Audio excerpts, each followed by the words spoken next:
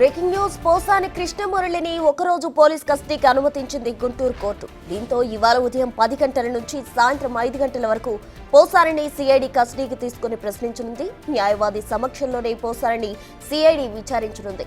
కాగా సిఐడి నమోదు చేసిన ఈ కేసులో ప్రస్తుతం పోసాని గుంటూరు జైల్లో రిమాండ్ ఖైదీగా ఉన్నారు. మరోవైపు ఇవాళ పోసాని బెయిల్ పిటిషన్పై గుంటూరు కోర్టులో విచారణ జరగనుంది. మీడియా సమావేశంలో అసభ్య పదజాలంతో దూషించినందుకు పోసానిపై సిఐడి కేసు నమోదు చేసింది.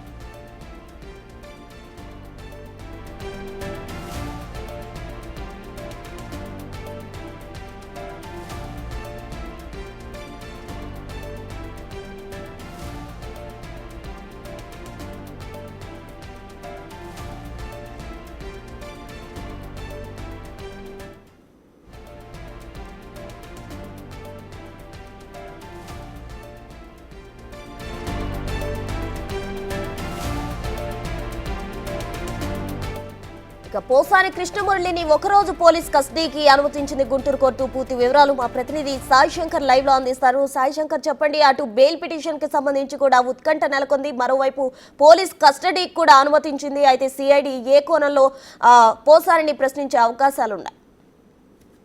ప్రస్తుతం గుంటూరు సిఐడి పోలీసులు నమోదు చేసినటువంటి కేసులో పోసాని కృష్ణమురళి గుంటూరు జిల్లా జైల్లో రిమాండ్ లో ఉండటం జరిగింది. గత 4 రోజులుగా కూడా ఆయన రిమాండ్ లో ఉన్నారు. అయితే ప్రస్తుతం నిన్న గుంటూరుకు సంబంధించి సిఐడి పోలీసులు విచారణ కోసం ఆయన్ని విచారించాలంటూ కూడా కస్టడీ పిటిషన్ వేయడం జరిగింది. ఈ నేపథ్యంలో వారు వారం రోజులు కస్టడీ కావాలంటూ కూడా పిటిషన్ వేస్తే కోర్టు ఒక్క రోజుకి అనుమతి ఇవ్వడం జరిగింది. ఈ రోజు ఉదయం 10 గంటల నుంచి సాయంత్రం 5 గంటల వరకు పోసాని కృష్ణమురళిని విచారించే విధంగా కూడా పోలీసులకు అయితే ఆదేశాలు ఇవ్వడం జరిగింది. ఈ నేపథ్యంలో ఈ రోజు ఉదయం 10 గంటల నుంచి సాయంత్రం 5 వరకు పోసాని కృష్ణమురళిని గుంటూరు సిఐడి పోలీసులు విచారించనున్నారు. ప్రధానంగా ఈ కేసుకు సంబంధించి వంశీ అనేటటువంటి వ్యక్తి ఇచ్చినటువంటి ఫిర్యాదు ఆధారంగా కూడా విచారణ కొనసాగేటటువంటి అవకాశాలు ఉన్నాయి. ఆ రోజు ఏదైతే పోసాని కృష్ణమురళి హైదరాబాద్ లో ఒక ప్రెస్ మీట్ పెట్టి మోడీ అదేవిధంగా చంద్రబాబుకు సంబంధించినటువంటి సంభాషణకి సంబంధించి ఒక క్లిప్పింగ్, అంటే ఒక ఫోటోని చూపిస్తూ కూడా చంద్రబాబును కించపరిచే విధంగా మాట్లాడటం జరిగింది. అదేవిధంగా ఆ మీడియా సమావేశంలో పూర్తిగా దూషిస్తూ కూడా మీడియా సమావేశం ఏర్పాటు చేసినట్లు కూడా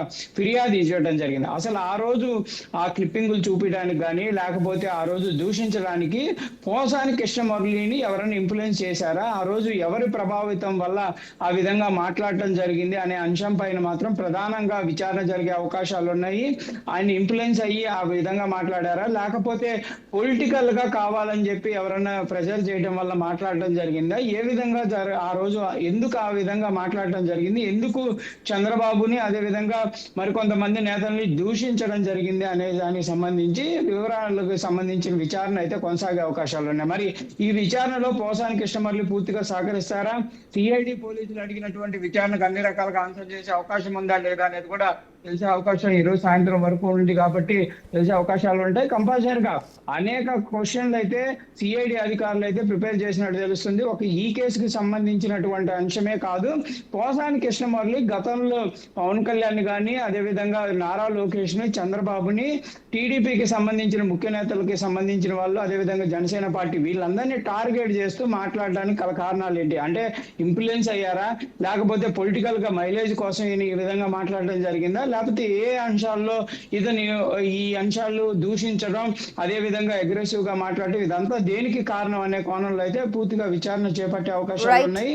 ఎలాంటి అంటే ఇదంతా కూడా న్యాయవాది ఆదివరణలోనే జరుగుతుంది కాబట్టి కంపల్సరీగా సరైన సమయం ఇచ్చేటటువంటి అవకాశాలు ఉన్నాయి. వాటన్నిటికీ అంటే 30 నుంచి 40 క్వశ్చన్లు కూడా అడిగేటటువంటి అవకాశాలు ఉన్నట్లు కూడా మనకైతే తెలుస్తుంది. వీటన్నిటికీ ఎలా రెస్పాండ్ అవుతారో చూడాలి. దాని రోజు పోసానికి సంబంధించి బెయిల్ పిటిషన్ కూడా మూవ్మెంట్ అవుతుంది, వాదనలు జరిగే అవకాశాలు ఉన్నాయి. కస్టడీ అనంతరం. Right Sai Shankar, thank you.